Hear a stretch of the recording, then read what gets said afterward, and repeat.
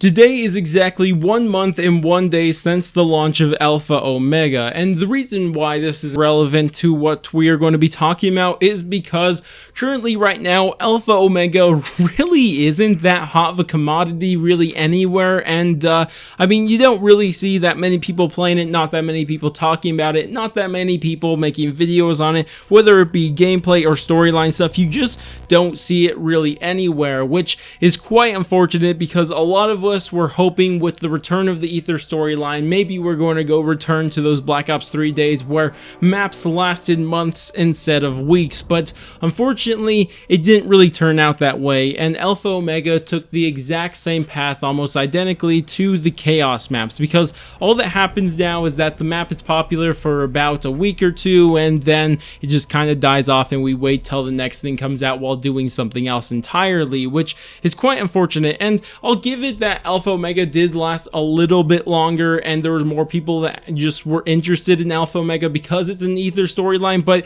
that didn't change the fact that it pretty much took the exact same route as the Chaos maps before it, and this is something I find really quite unfortunate because, I mean, it's kind of not what we were hoping for. But regardless, it's got me questioning, like, why exactly during Black Ops 4 Zombies, why does it feel like the maps only last a couple weeks, whereas during Black Ops 3 it felt like the maps lasted months, and in fact it felt like the maps would take us right into the next one. It felt like the Rising Rocket would take us right into Zetsubo no Shima, Zetsubo no Shima would take us right into Kurai Krovi, Kurai Krovi would take us right into Revelations, but now it just feels like you do something for 2 weeks with the DLC and then you play some other game until the next one comes out and then repeat the process. And I just want to figure out, why is that the case? Why is it so different compared to how it was during Black Ops 3? And immediately a lot of people could give you a bunch of different reasons, but I've nailed it down to 3 different reasons why I feel like this is the case. And how I actually did this is doing a couple different things, but one way was actually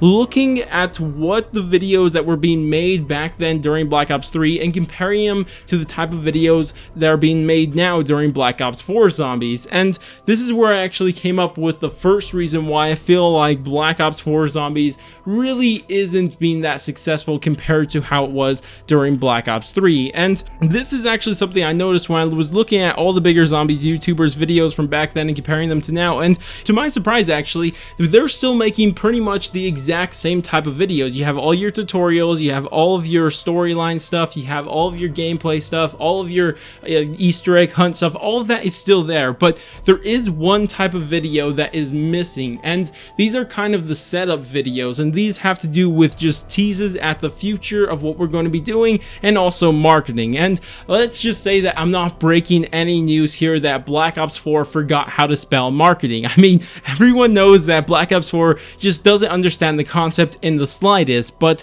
regardless, just to give you guys a quick comparison how bad the marketing is now compared to back during Black Ops 3, and this is actually funny because there was one map that was considered to have bad marketing, and this was Zetsubo no Shima, but let me just tell you what their bad marketing, quote unquote bad marketing, was for Zetsubo no Shima, and this is what they did just from what I could find. So first thing they did was give everybody a PS4 dynamic theme if you pre-ordered it, or I guess just had the Black Ops Pass, or I guess Season Pass, that's what it was called back then. And then also they teased the release date, then they teased some gobblegums that were going to come alongside it. They gave us an actual trailer, not just a 90-second thing that came out the day before the map came out. This came out a week before the map came out and was a full-blown trailer just for Zetsubo no Shima. And then also they gave us the intro cutscene, and then they finally gave us a full interview with Jason Blundell, and that was considered bad marketing back then, just to let that sink in. And nowadays bad marketing is Dead of the Night, which of course was zero marketing, just to give you guys a little comparison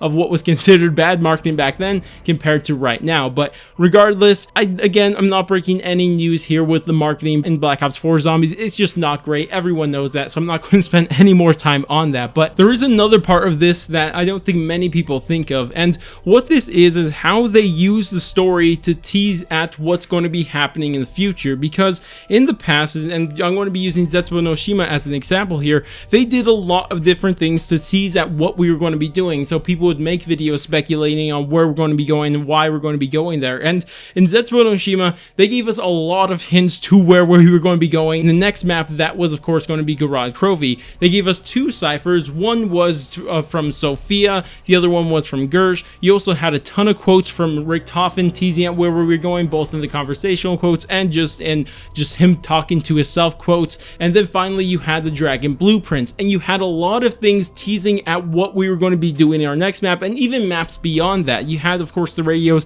teasing at the house and everything and Argartha, but regardless, the point is that back then they really teased what we were going to be doing in the future in the story itself. They didn't need to have some marketing to do this, they just did it in the story itself, and that's just something we really don't have anymore. Because if you think back to, let's say, Classified and Blood of the Dead, what reason did we actually have to believe that we were going to return to Nuketown? I mean, yeah, there's a couple, things that you could say, but really, there really wasn't any major hints that we were going to Nuketown. Like, honestly, this is coming from someone who listened to every radio, listened to every reel, listened to every punch card, listened to absolutely everything, even the quotes. I've listened to absolutely everything, and still till this day, I could not tell you that there was solid evidence that we were going to go to Nuketown if we just had the information we had from Classified and Blood of the Dead, which is something I find quite unfortunate because it just wasn't like this during Black Ops 3, and I just don't know why they changed it up like this.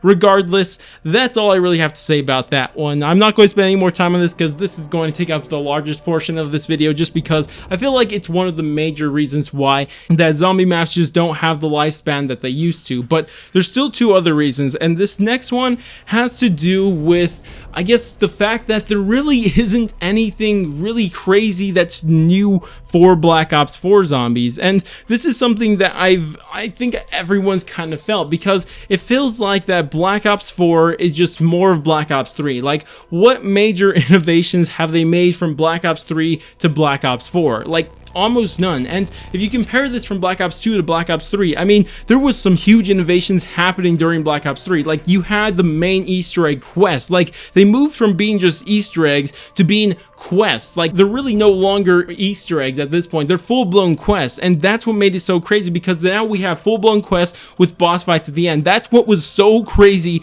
about Black Ops 4 zombies, because it had that new innovation that was just so fun to do, and it was just crazy. But ever since then, we really haven't got any new innovations in zombies. I mean, for the most part, it's just more Black Ops 3 zombies. That's all it really is, and this is what we had during IW zombies and World War II zombies, and now we're getting it again with Black Ops 4 zombies. Nobody's really changed up zombies all that much, because it's just more of the same. There's not really any major new innovations in the gameplay, which is different because it's not what we've experienced in the past, because it feels like in the past that there was always some new innovation that was happening from Treyarch game to Treyarch game, but this year it just feels like nothing's really changed that's really made the game so much better from how it was in the past, from Black Ops 3 to Black Ops 4, and it makes it feel like we're just playing more of Black Ops 3, and that's one big problem I think it suffers from, is that it's more of the same. And this draws back to what I said earlier, because like I said, Big Zombies YouTubers are making the exact same videos that they were making during Black Ops 3 to Black Ops 4, and that's kind of the problem, because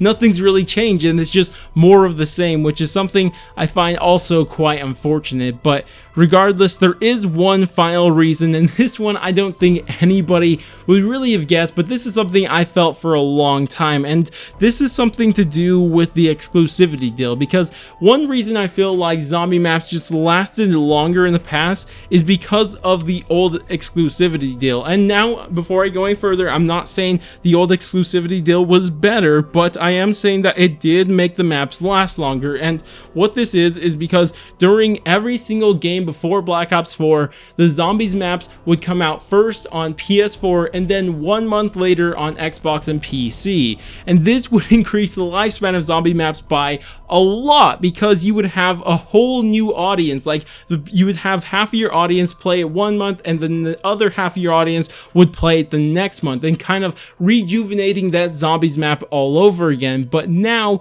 you have the map come out 1 week on PS4 and then the next week on Xbox and PC. And again, I'm not saying this was a good thing, but I don't think anybody could really argue with the fact that this made the zombies maps last longer, because I mean, there's a lot of people that play PC and Xbox, so when you have half of that audience that is not playing zombies for the first month of it, and then they all of a sudden start playing all over again, they're going to be interested in zombie videos. They want to see the tutorials, they want to see the speculation videos, and they want to see all this stuff that they couldn't see until this month. And that's why I'm thinking that this probably played a big role and why zombies maps lasted longer, because it was kind of like a rejuvenation for the excitement of the map, because they haven't touched it until a month after PS4 had got it. So, you know, I think this is a major reason why the zombie maps don't last as long as they used to, because of this fact. But that's all I can really say about this one, and that's really all I have to say about this video as a whole. But regardless, I'd like to hear what you guys think about this. Do you agree, disagree with anything I said in this video? If you do, then go ahead,